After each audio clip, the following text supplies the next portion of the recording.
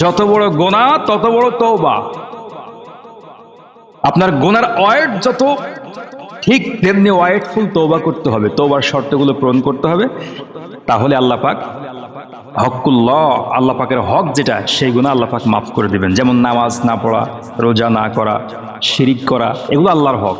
তো আল্লাহর হক সংক্রান্ত গুনাহ তওবা করলে মাফ হয়, কিন্তু বান্দার হক সংক্রান্ত গুনাহ এটি আল্লাহ পাকের কাছে কান্নাকাটি করলেও মাফ হবে না।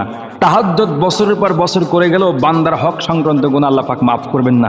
আল্লাহ পাক বলবেন, তুমি কি আমার কাছে গুনাহ করেছো? তুমি তোমার ভাইয়ের সঙ্গে গুনাহ করেছো, ভাইকে ফাঁকি দিয়েছো, বোনকে ফাঁকি দিয়েছো, সন্তানকে ফাঁকি দিয়েছো, মানুষের হক নষ্ট করেছো, পরের জমিন দখল করে দিয়েছো, ব্যবসায় মানুষকে ওজনে কম দিয়েছো, মানুষকে ঠকিয়েছো, গাড়ি ভাড়া মেরে দিয়েছো।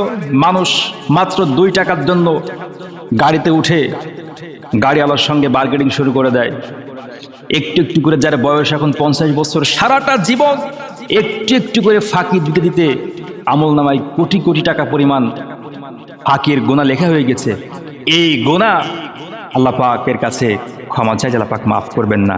যার কাছে করেছেন তাকে খুঁজে বের করে তার হক 16 আনা আদায় করে দিতে হবে, এরপরে আল্লাহ পাক মাফ করবে। অতীত জীবনে আপনি মানুষের হক নষ্ট করেছেন, মনে করুন ওজনে কম দিয়েছেন, ভেজাল মিশিয়ে মানুষের কাছে খাবার বিক্রি করেছেন, অথবা গাড়ি ভাড়া মেরে দিয়েছেন। এখন আপনার হুঁশ হচ্ছে যে আমি তো জীবনে ভুল করেছি।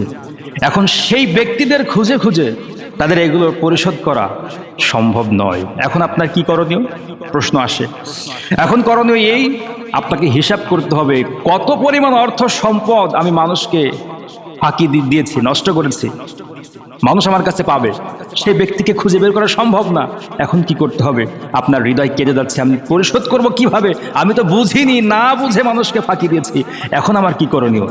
এখন আপনার জন্য করণীয় এই, যে পরিমাণ অর্থ সম্পদ আপনি মানুষের হক নষ্ট করেছেন, ঠিক সেই পরিমাণ অর্থ সম্পদ তাদের পক্ষ থেকে আপনাকে আল্লাহর রাস্তায় দান করে দিতে হবে। আল্লাহর রাস্তায় দান করে দিতে হবে যে, মাবুদ আমি বুঝতে পারিনি, এখন আমার হুঁশ হয়েছে, আমি হেদায়েতপ্রাপ্ত হয়েছি, আমি তাদের পক্ষ থেকে এই পরিমাণ সম্পদ তোমার রাস্তায় দান করে দিলাম।